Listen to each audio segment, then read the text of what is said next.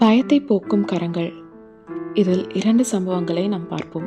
முதலாவது, இயேசு மறுரூபமான சம்பவம். இயேசு மறுரூபம் அடையும் போது பிதாவாகிய தேவனுடைய குரலை கேட்டு சீடர்கள் மிகுந்த பயமடைந்து முகங்குப்புற விழுந்தார்கள். இயேசு அவர்கள் அருகே வந்து அவர்களை தொட்டு, எழுந்திருங்கள், அஞ்சாதீர்கள் என்று கூறினார். இயேசுவின் தொடுதல் ஒரு மனிதநேயமிக்க ஆறுதலாகவும் பயத்தை போக்கும் மருந்தாகவும் இங்கே காணப்படுகிறது. இரண்டாவது சம்பவம் மத்தேயு 14:25 முதல் 33 வரை. கலிலேயா கடலில் சீடர்கள் கப்பலில் சென்று கொண்டிருந்த வேளையில் புயல் தாக்கியது. இயேசு கடல் மீது நடந்து வருவதை கண்டு பேதுரு அவரிடம் மன்றாடி கடல் மீது நடந்தார்.